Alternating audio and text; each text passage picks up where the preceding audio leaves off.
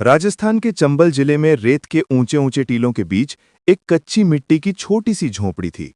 उस झोपड़ी में 100 साल का बूढ़ा रामलाल अकेला रहता था। आज भी रामलाल गहरी नींद में सो रहा था। रात का घना सन्नाटा था। रात बहुत गहरी हो चुकी थी। अचानक दरवाजे पर धीमी दस्तक हुई। रामलाल चौंक कर उठ बैठा। उसकी आंखें खुल गईं। उसने अपने आप से कहा, इस वक्त मेरे घर पर कौन हो सकता है? इस बीहड़ रेगिस्तान में तो आज तक कोई नहीं आया।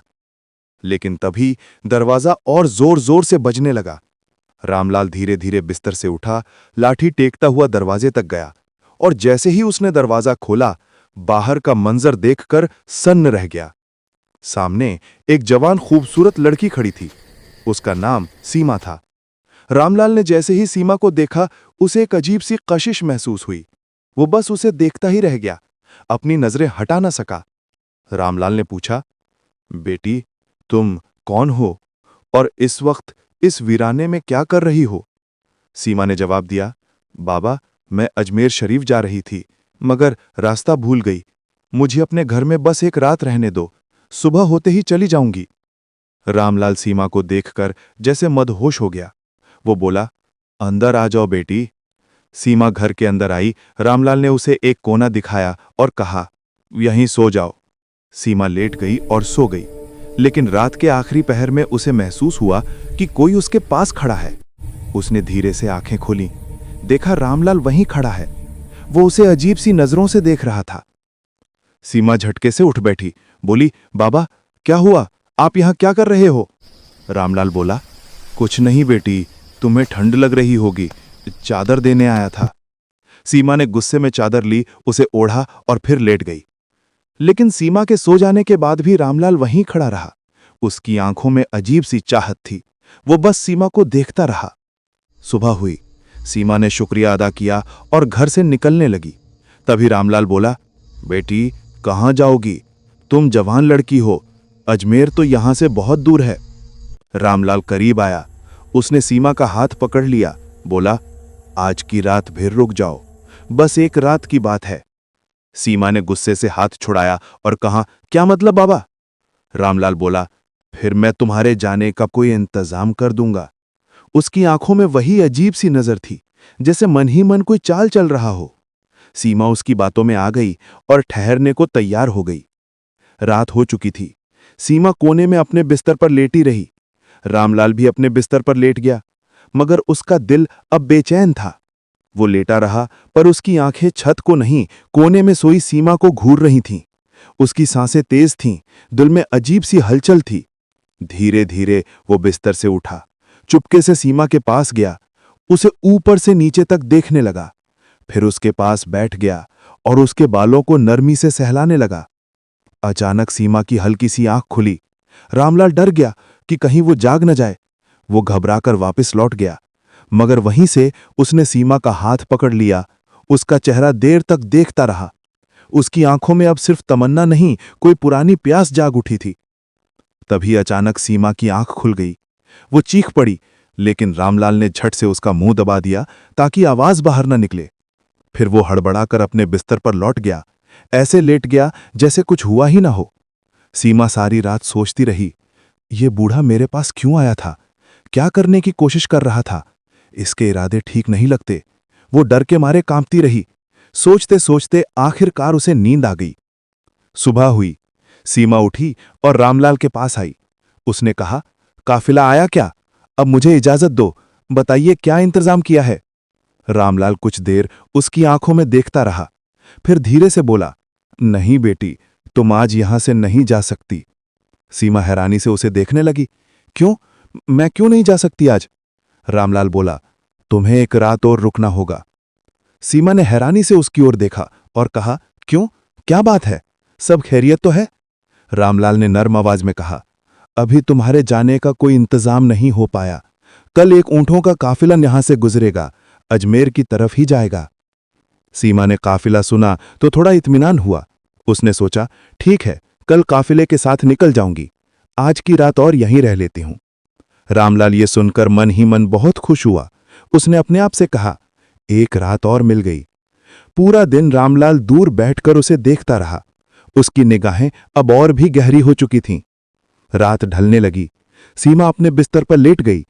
रामलाल भी अपने बिस्तर पर लेट गया, मगर उसका दिल अब बेचैन था। वो लेटा रहा, पर उसकी आंखें छत को नहीं, कोने में सोई सीमा को घूर रही थीं। उसकी सांसें तेज थीं, दिल में अजीब सी हलचल थी।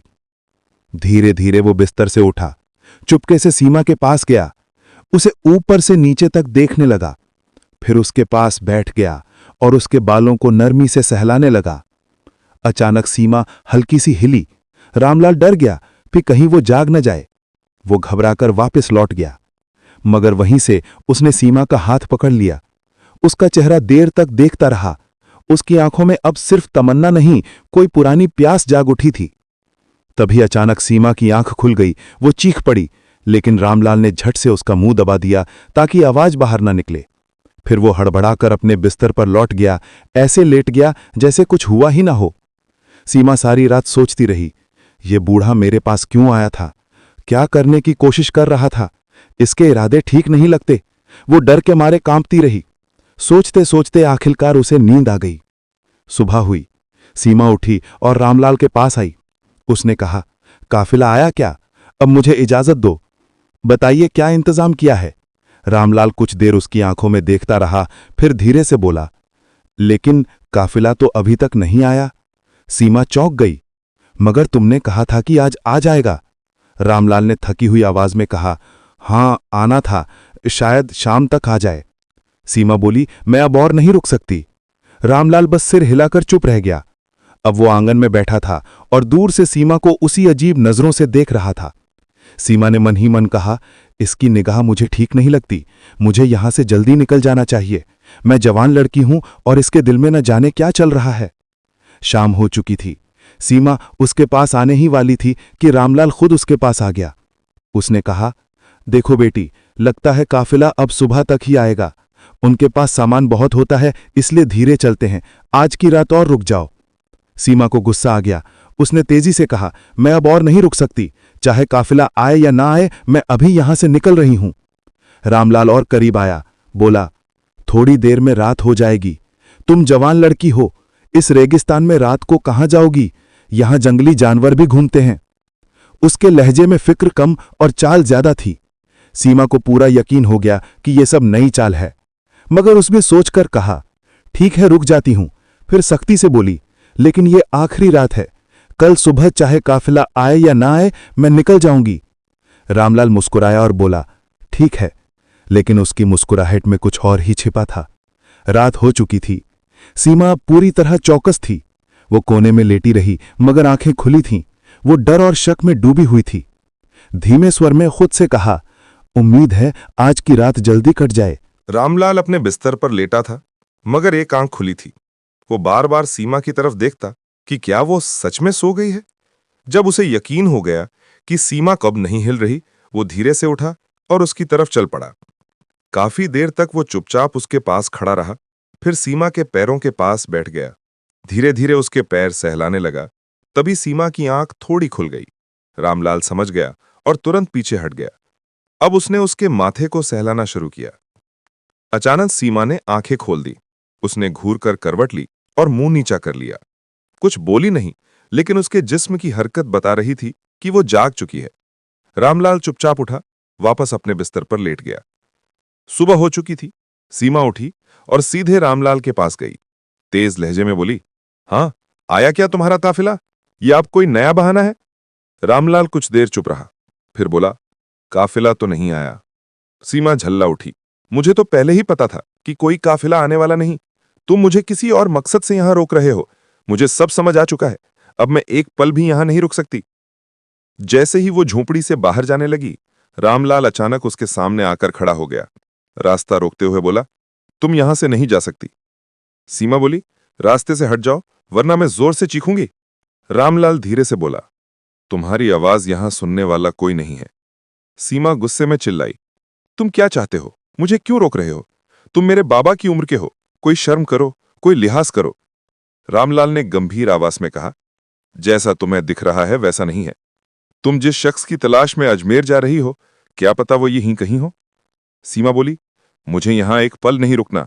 और तुम्हें कैसे मालूम कि मैं अजमेर किसी को ढूंढने जा रही हूं? रामलाल बोला, ये बात मैं अभी नहीं बता सकता, लेकिन अगर तुम आज की रात यहां रहती हो तो ये तुम्हारे हक में बेहतर होगा। सीमा चौंक गई। उसने मन ही मन सोचा, फिर वही चाल। रामलाल बोला, मैंने कहा ना, बस एक रात और रह जाओ। कल सुबह तुम्हारे सारे सवालों का जवाब मिल जाएगा और शायद तुम्हें अजमेर जाने की जरूरत ही ना रहे। सीमा अब उलझन में थी। आखिरकार उसने रामलाल को धक्का दिया और झोपड़ी से बाहर निकल गई। रामलाल उसके पीछे भागा और पुकारा, रुको, सब कुछ बर्बाद हो जाएगा अगर तुम चली गई तो।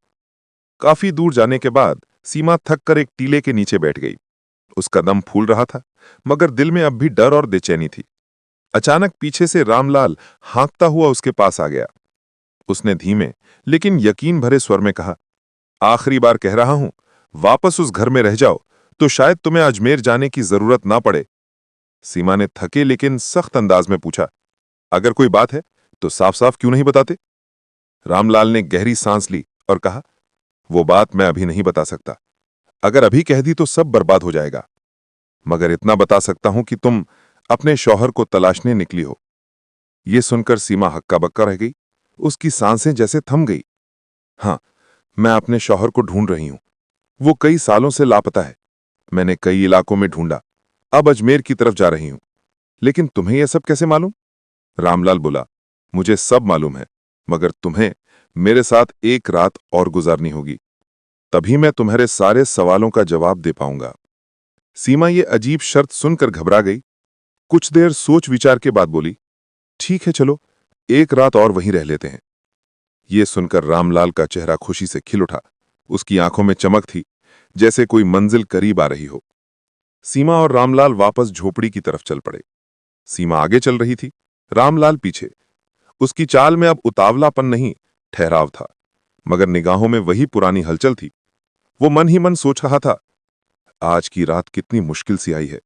इस रात को मैं यूं ही नहीं जाने दूंगा। रात हो गई थी। सीमा अब बहुत होशियार हो चुकी थी। वो अपने बिस्तर पर लेटी रही, लेकिन आंखें खुली थीं।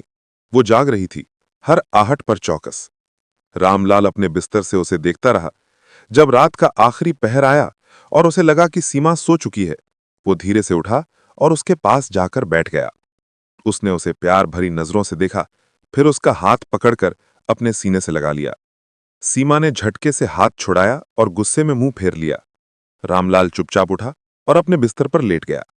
सुबह की पहली किरण झोपड़ी की मिट्टी की दीवानों से छनकर अंदर आई। सीमा पहले से जाग रही थी। उसके चेहरे पर नींद नहीं, बेचैनी और डर साफ दिख रहा था। इस बार उसने बिना कुछ कहे वहां से निकलने की ठान ली। जैसे ही वो झोपड़ी से बाहर जाने लगी, उसकी नजर कोने में बैठे एक नौजवान पर पड़ी। खूबसूरत, रोशन चेहरा, साफ सुथरे कपड़े, मगर उसका चेहरा दूसरी तरफ था। सीमा हैरान रह गई। वो उसके पास गई और पूछा, तुम कौन हो? नौजवान ने धीरे से अपना चेहरा उसकी तरफ घुमाया। सीमा उसे देखकर हक्का बक्का रह गई, जैसे उसके पैरों तले जमीन खिसक गई हो। वो जोर जोर से चिल्लाने लगी, ये तो मेरा शौहर निखिल है। वो दौड़कर निखिल से गले लग गई। उसकी आंखें आंसुओं से भर गईं। तुम यहां कैसे आ गए? क्या मैं ख्वाब देख रही हूं? निखिल ने उसे गले लगाए रखा और धीरे से कहा, नहीं, ये ख्वाब नहीं, हकीकत है। मैं वापस आ गया हूं। सीमा की खुशी की कोई इंतहा न रही। तुम कहां थे इतने साल? निखिल ने कहा, पहले उस बूढ़े को बुलाओ। सीमा ने झोंपड़ी में ढूंढा, मगर रामलाल कहीं नहीं था। वो वापस आकर बोली, वो तो कहीं गायब हो गया। निखिल ने गहरी सांस ली और कहा, वो कहां गया ये तो अब तुम खुद समझ जाओगी, लेकिन पहले जानना नहीं चाहोगी कि मैं इतने साल कहां था? सीमा ने एक सांस में कहा, हां बताओ। निखिल ने कहना शुरू किया, एक दिन मैं घर से जोधपुर बाजार जा रहा था। रास्ते में मुझे एक बूढ़ा साधु और एक बहुत हसीन जवान लड़की मिली। मैंने मजाक में उस लड़की से कहा, तुमने इस बूढ़े से शादी क्यों की? तुम्हें तो किसी जवान के साथ होना चाहिए। वो लड़की कोई तांत्रिक थी। उसने गुस्से में मेरी तरफ देखा, कुछ मंत्र पढ़े और मुझ पर फूंक मारी। एक पल में मैं उसी बूढ़े जैसा हो गया। मेरी शक्ल सूरत बिल्कुल रामलाल जैसी हो गई। उसने कहा, ये तेरी सजा है। अब तू सारी उम्र इसी हाल में रहेगा। बस एक ही रास्ता है वापस आने का। जिससे तू सच्चा प्यार करता है, अगर वो बिना तेरी असलियत जाने तेरे साथ इस वीराने में कुछ रातें गुजारे, तो तू अपनी असली सूरत में वापस आ जाएगा। और हां, तू खुद अपनी पहचान नहीं बता सकेगा। सीमा पत्थर हो गई। उसकी सांसें थम गईं। कांपती आवाज में बोली, तो तुम वही रामलाल बाबा थे। निखिल ने सर हिलाया। हाँ, मैं ही वो बूढ़ा था। निखिल की बात सुनते ही सीमा जड़ हो गई।